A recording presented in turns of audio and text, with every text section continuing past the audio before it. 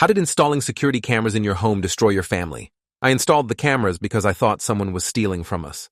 Small things kept disappearing: cash from my wallet, Claire's prescription medication, gift cards we'd received for holidays.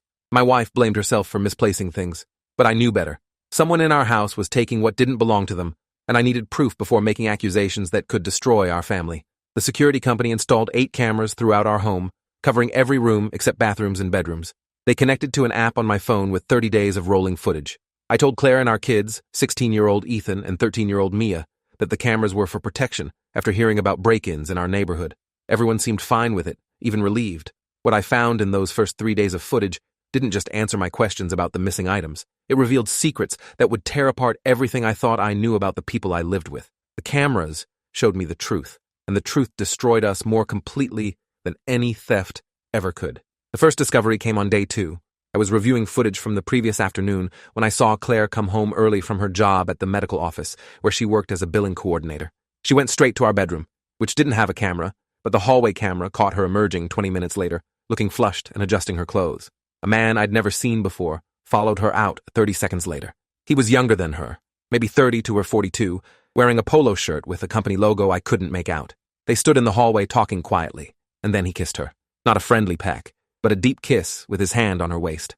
Claire kissed him back before walking him downstairs to the front door. The timestamp showed this happened at 2 in the afternoon, 3 hours before she was supposed to be home from work. I watched it 5 times, hoping I was misunderstanding what I was seeing, but there was no other interpretation. My wife of 18 years was having an affair and bringing the man into our home while our children were at school. I felt like I'd been punched in the stomach. My hands were shaking as I scrolled back through the previous day's footage. There he was again, arriving at 1:30, leaving at 3. I checked the day before that and found the same pattern. Claire had been bringing this man to our house at least 3 times a week for who knows how long. Every afternoon she told me she was working late or running errands after work. She was actually coming home to be with him. The betrayal was so complete, so calculated, that I couldn't process it. But I forced myself to keep watching because I'd installed these cameras to find a thief, and I still hadn't found who was taking our things. I scrolled forward to footage from that same evening, after I'd come home from work. Ethan was in the kitchen making a sandwich when I saw him open the drawer where we kept emergency cash. He pulled out 2 20s, looked around to make sure no one was watching, and slipped them into his pocket. The camera angle was perfect, showing his face clearly, the guilt obvious in how quickly he moved. My son was the thief. Not some stranger, not a friend who'd visited, but Ethan. I kept watching and saw him do it again the next day, taking 3 20s this time. I watched him go into our bathroom and take Claire's anxiety medication from the cabinet. I watched him rifle through my wallet when I left it on the kitchen counter, taking a gift card I'd gotten from work. Every missing item I'd noticed over the past 2 months, Ethan was responsible for all of it. But why? We gave him an allowance. We bought him what he needed. He had a part-time job at the grocery store on weekends. Where was this money going? I fast-forwarded through hours of footage, looking for answers, and found something that made the affair and the stealing seem almost manageable by comparison. On the living room camera, I watched Mia come home from school and go straight to the kitchen. She opened the refrigerator, stared at the food inside for a long moment, then closed it without taking anything. She did this 3 more times over the next hour. Then she went to the bathroom, and I could hear through the audio what she was doing, even though there was no camera. She was throwing up, deliberately, forcing herself to vomit. I'd noticed Mia had lost weight recently. Claire said it was a growth spurt, that teenage girls get self-conscious about their bodies. I'd accepted that explanation because I didn't want to see what was really happening. But the cameras didn't lie. I watched my 13-year-old daughter engage in behavior that could kill her, and I'd been completely blind to it. I sat in my office at 3 in the morning, 3 days after installing the cameras, staring at my phone screen filled with evidence that my entire family was falling apart. My wife was cheating. My son was stealing. My daughter had an eating disorder, and I'd had no idea about any of it. I was supposed to be the father, the husband, the one who noticed when something was wrong, but I'd been so wrapped up in my own work, my own concerns, that I'd missed every sign. The cameras had given me the truth, but the truth was unbearable. I had to decide what to do with this information, knowing that whatever I chose would change everything. There was no way to unknow what I'd learned, no way to go back to the comfortable ignorance I'd had 3 days ago. I spent the next week gathering more evidence before confronting anyone. I needed to understand the full scope of what was happening before I blew up our lives. I watched Claire meet with her affair partner 9 more times. I noticed she'd lost weight too, was wearing makeup and perfume on days she normally wouldn't. She was happy in a way I hadn't seen her in years, smiling at her phone, humming while she cooked dinner. Her joy came from betraying me, from whatever this other man gave her that I apparently didn't. I watched Ethan steal consistently, taking money every few days, always when he thought no one would notice. I tracked the amounts and realized he'd stolen nearly $800 in the past 2 months. I followed him on the cameras when he left the house, watched him walk to the end of our street where a car would pick him up. I couldn't see what happened inside the car, but the exchanges were quick and furtive. Drugs seemed most likely, though I had no proof. I watched Mia's eating disorder play out in painful detail. She'd eat normally at family dinners, then excuse herself to the bathroom. She'd open the refrigerator late at night, stare at food she wouldn't let herself have, close it again. She'd stand in front of the mirror in the hallway, pulling at her clothes, examining her body with disgust. Friday evening, 1 week after installing the cameras, I called a family meeting. Everyone gathered in the living room, confused because I never called family meetings. Claire sat on the couch next to Mia. Ethan slouched in the armchair, his phone in his hand. They all looked at me expectantly, waiting for whatever announcement I was about to make. I pulled out my laptop and set it on the coffee table. I need to show you all something. The cameras I installed have been recording everything, and I've learned some things this past week that we need to discuss as a family. The atmosphere in the room changed immediately. Ethan's face went pale. Claire's smile vanished. Mia's eyes widened with fear. They all knew they'd been caught. They just didn't know what I'd seen or how much I knew. I pulled up the footage of Claire and her affair partner kissing in the hallway. The timestamp was clear, showing it happened just 3 days ago. Claire made a choking sound, her hand flying to her mouth. Ethan and Mia stared at the screen, then at their mother, shock and confusion on their faces. "How long?" I asked, my voice steady, despite the rage burning in my chest. Claire opened her mouth, but no words came out. Tears started running down her face. "Answer me. How long have you been bringing him into our home?" She finally found her voice broken and small. 4 months. His name is Derek. He works for the pharmaceutical company that supplies our office. I never meant for this to happen. It just did. 4 months of lies. 4 months of betraying our marriage, our family, our home. I felt something inside me break, some fundamental trust that could never be repaired. But I wasn't done. I pulled up footage of Ethan stealing money from the kitchen drawer. His face appeared on the screen clear as day, taking the cash and pocketing it. $800 in 2 months. Where's it going, Ethan? My son's face was red now, his jaw clenched. He said nothing. I asked you a question. What are you spending $800 on? Ethan stood up, his hands balled into fists. You've been spying on us? Recording everything we do? What gives you the right? His deflection was pathetic. What gives me the right? I own this house. I pay for everything. And you're stealing from your own family. So I'll ask one more time. Where is the money going?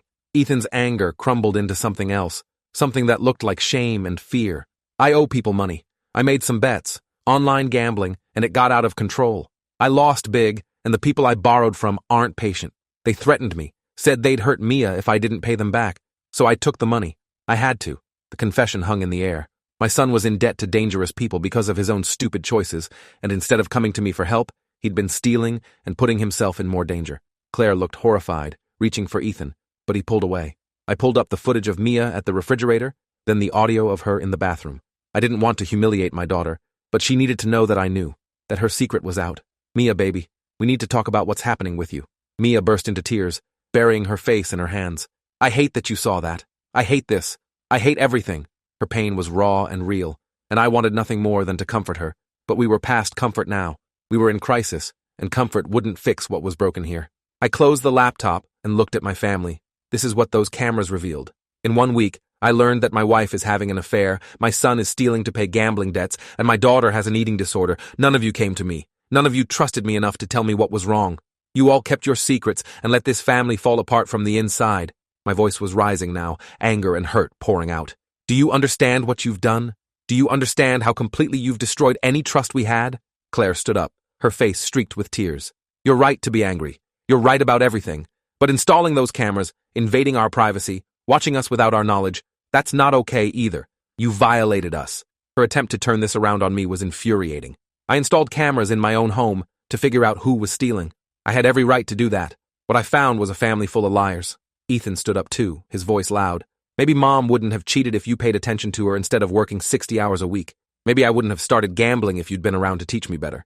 Maybe Mia wouldn't hate herself if anyone in this family actually talked to each other. His words hit hard because there was truth in them. I had been working long hours. I had been distant. But that didn't excuse what they'd done, the choices they'd made. So this is my fault? Your mother's affair is my fault because I worked too much? Your gambling addiction is my fault because I wasn't holding your hand every second? Mia's eating disorder is my fault because I didn't notice fast enough? I was yelling now, something I rarely did, but the accusations were too much. You all made choices, adult choices with adult consequences, and now we have to deal with them. Claire grabbed her purse from the side table. I can't do this right now. I can't be in this house with those cameras watching everything I do, with you judging every move I make. I need space to think. She headed for the door, and I didn't stop her. Part of me hoped she'd leave and never come back, that this marriage that was clearly dead could just end. She paused at the door and looked back. Derek makes me feel alive. When I'm with him, I remember who I used to be before I became just a wife and mother. I'm sorry that hurts you, but I'm not sorry it happened. And she left, the door closing with a finality that echoed through the silent house. Ethan followed her out moments later, grabbing his jacket. I'm staying at Trevor's. I can't be here right now. That left me alone with Mia, who was still crying on the couch. I sat next to her and pulled her into my arms. She resisted at first, then collapsed against me, sobbing into my chest. I'm so sorry, Daddy. I didn't want you to find out like this.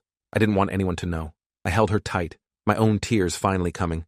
How long have you been making yourself sick? She took a shaky breath. Since last year, I got called fat by some girls at school and I just wanted to lose a little weight. But then I couldn't stop. Every time I eat, I feel disgusting. Every time I look in the mirror, I see someone who's too big, too ugly, too wrong. I know it's not rational, but I can't make it stop. Her pain was breaking my heart. My baby girl was suffering and I'd been too blind to see it. We're going to get you help. First thing Monday, we're finding you a therapist who specializes in eating disorders. This isn't your fault, sweetheart. These thoughts you're having, they're not the truth. You're beautiful and perfect, and we're going to help you see that again. Mia cried herself to sleep on the couch. I covered her with a blanket and went to my office, staring at the camera feeds that had caused all this destruction. I'd wanted the truth, and I'd gotten it. But the truth had revealed that my family was broken in ways I didn't know how to fix.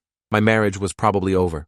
My son was in danger from loan sharks. My daughter was slowly killing herself, and the cameras that had exposed all of it now felt like a curse. I opened the security app and started deleting footage. Every saved video of Claire's affair, of Ethan's stealing, of Mia's pain. I couldn't watch it anymore. But deleting the footage didn't change what had happened. The damage was done. Claire didn't come home that night. She texted around midnight saying she was staying with her sister and would come by tomorrow to get some clothes. Ethan texted saying he was fine at Trevor's and not to worry. I didn't sleep. I sat in the dark living room watching my daughter sleep, wondering how I'd missed so many signs, how I'd let it get this bad. When morning came, I made breakfast that only Mia and I ate. She picked at her food, and I didn't push her to eat more. Didn't want to make the eating disorder worse by forcing food. Around 10, Claire came back with her sister Angela. Angela gave me a look of pure disgust as she passed, following Claire upstairs to pack. I heard them talking. Claire's voice explaining how I'd violated her privacy, how controlling I was, how she couldn't live under surveillance. The narrative was already shifting in her mind, making me the villain for discovering her affair instead of taking responsibility for having one. When they came back down with 2 suitcases, I stopped Claire at the door. You're really leaving? Just like that? No attempt to save our marriage or fix this? Claire looked at me with eyes that held no love anymore. Maybe hadn't for a long time. Our marriage has been over for years. We've just been going through the motions, pretending for the kids. The cameras didn't destroy our family. They just showed us what was already dead. Angela put her hand on Claire's shoulder. Come on, you don't need to explain yourself to him. They left, and I stood there feeling like my chest had been hollowed out. 18 years of marriage, gone in less than 24 hours. But I didn't have time to process my own pain. I had to figure out how to help my kids and deal with the immediate crisis of Ethan's gambling debts. I called Ethan around noon. He answered on the 5th ring, his voice groggy. What do you want? His hostility was clear, but I pushed through it. I need you to tell me exactly who you owe money to, and how much. If you're in danger, we need to handle this now. There was a long silence. Then Ethan said, $3,000 to a guy named Victor. He runs an online gambling operation that's not exactly legal. I started with small bets, sports games mostly, and I was winning at first. But then I started losing, and I kept betting bigger trying to win it back. Victor said I could take out loans through him, and the interest seemed reasonable at first, but it compounds weekly, and now I owe $3,000 and he's threatening to hurt Mia if I don't pay. $3,000 I didn't have, not without draining our emergency savings, but keeping Ethan and Mia safe was more important than any amount of money. Give me Victor's contact information. I'll handle this. Ethan gave me a phone number, and I called it immediately. A man answered with a rough voice. Who's this? I explained that I was Ethan's father, and that I wanted to settle his debt. Victor laughed. Your kid's into me for $3,000. You got that kind of cash? I can get it. But I need assurance that once I pay, my family is left alone. No more contact with my son, no more threats. Victor was quiet for a moment. You bring me $3,000 in cash, and your kid's debt is cleared. But if he ever bets with me again, the interest doubles. We clear? We arranged to meet that afternoon at a public place, a coffee shop downtown. I went to the bank and withdrew $3,000 in cash, feeling sick about enabling Ethan's addiction, but knowing I had no choice if dangerous people were threatening Mia. The meeting with Victor was brief and cold.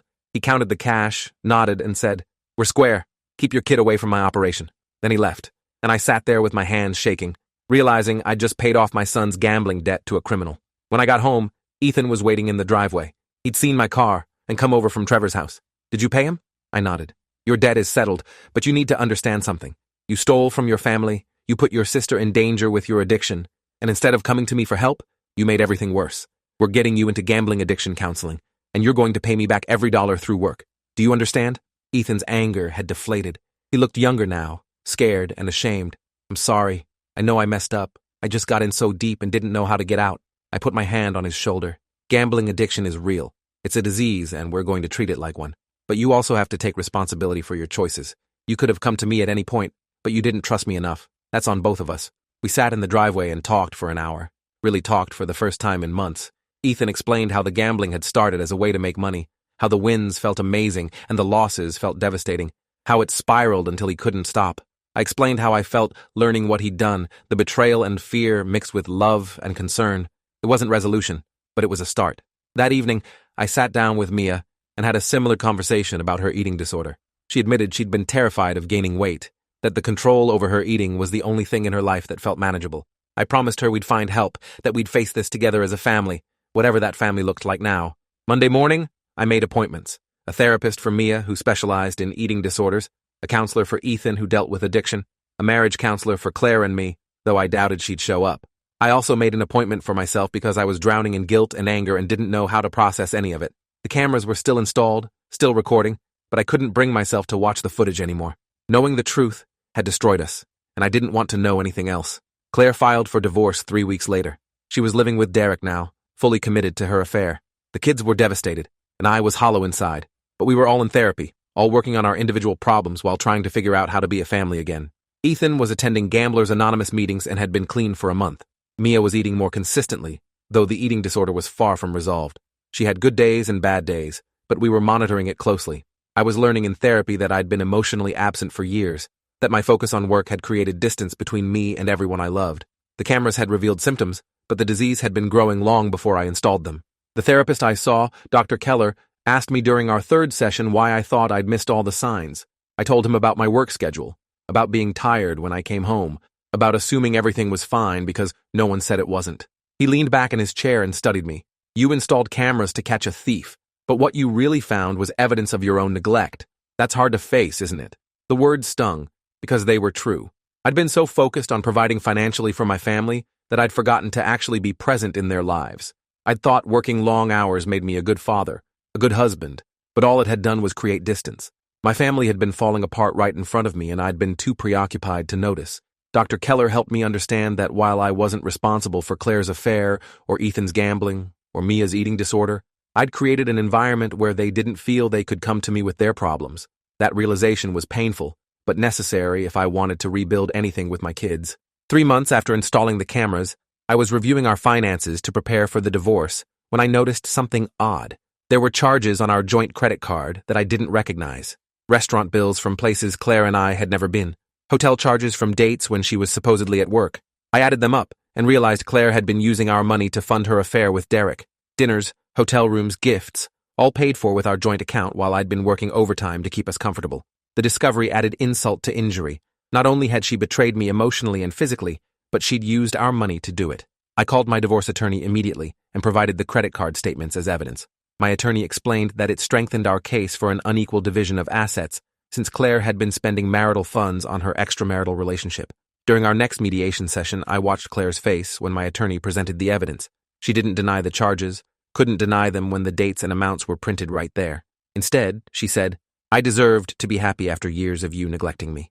Those dinners and hotel rooms were compensation for all the nights you worked late, for all the anniversaries you forgot, for all the times you chose your job over me." Her justification was absurd, and my attorney shut it down immediately, but the words stayed with me. Yes, I had worked late. Yes, I had missed some anniversaries, but nothing justified what she'd done, how she'd done it, or using our money to fund her betrayal. The mediation became contentious after that, with Claire demanding half of everything despite the evidence of her financial misconduct. My attorney argued that her affair spending should be deducted from her share of the marital assets. We eventually settled on an arrangement where I kept the house and most of the savings. Claire took her car and her retirement account, and we split custody of the kids. Ethan, being 16, had more say in where he wanted to live and chose to stay with me full-time. Mia split her time evenly between us, though she struggled with the back and forth. The divorce was finalized 6 months after I installed the cameras. The legal end of our marriage was almost anticlimactic after everything that had come before. Claire moved in permanently with Derek, who'd broken up with his own girlfriend to be with her. I wondered how long that would last before the shine wore off and they realized their relationship was built on deception and stolen moments. 6 months after installing the cameras, I had them removed. They'd served their purpose, exposing the truth and forcing us to confront problems we'd all been hiding. But they'd also destroyed the illusion of our happy family, revealing the dysfunction underneath. The security company asked if I wanted to keep the footage backed up, and I said no. I wanted it all erased. Every second of video that showed my family falling apart. Ethan moved back home after 2 months at Trevor's. He was working 2 jobs to pay me back and attending community college part-time. The gambling counselor said he was making excellent progress, that the combination of therapy and Gamblers Anonymous was giving him tools to resist the urge to bet. He'd deleted all his gambling apps and given me control of his bank account so he couldn't access large amounts of cash. It wasn't a perfect solution, but it was working. Mia was doing better too, though her recovery was slower and more complicated. She'd gained back some weight and was learning to have a healthier relationship with food, but the eating disorder was deeply ingrained. Her therapist warned me that recovery could take years and that relapses were common. Some days, Mia would eat 3 full meals and seem happy. Other days, she'd barely touch her food and spend hours in front of the mirror criticizing her reflection. Those hard days reminded me that healing isn't linear. Claire's relationship with Derek fell apart 8 months after our divorce was finalized. She called me crying one evening, saying he'd cheated on her with someone from his office. The irony wasn't lost on me that she'd been betrayed the same way she'd betrayed me. I didn't feel satisfaction or vindication, just a tired sort of sadness that she'd blown up our family for a man who couldn't remain faithful. She wanted sympathy, wanted me to tell her it would be okay, but I couldn't give her that. "You made your choices, Claire. You have to live with the consequences." She hung up on me, and I stood there holding my phone, realizing I felt nothing. No anger, no hurt, just emptiness where love used to be. The kids struggled with their mother's breakup. Mia, in particular, had a hard time understanding why her mother's relationship had ended so quickly when she'd destroyed our marriage for it. "Was it even worth it?" she asked me one night. I chose my words carefully. "Your mother made a choice she thought would make her happy. It didn't work out the way she hoped, but that's not your burden to carry. What happened between your mom and me, that's separate from her love for you." 1 year after installing the cameras, Ethan had paid back half the debt and was thriving at community college. He'd been accepted into a program at a 4-year university for the following fall, which felt like a real victory after everything he'd been through. His gambling counselor cleared him to manage his own finances again, though with continued oversight and regular check-ins. Ethan sat me down one evening and thanked me for handling his debt and getting him into treatment. I was in so deep I couldn't see a way out. If those cameras hadn't caught me stealing, I might have kept going until something really bad happened. I'm grateful you found out even though the way it happened was terrible. His gratitude meant more than I could express. Mia had a harder road. Her eating disorder was stubborn and persistent, but she was fighting it with everything she had. She'd joined a support group for teens with eating disorders and found community with others who understood what she was going through. Her therapist said the combination of individual therapy, group support, and family involvement was giving her the best chance at recovery. She still had bad days, but they were becoming less frequent. She'd started eating lunch at school again instead of skipping it. She could look in mirrors without immediately criticizing herself. Small victories that felt enormous given where we'd started.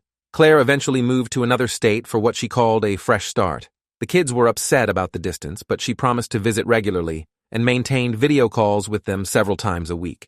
Her leaving felt like the final chapter closing on our old life together.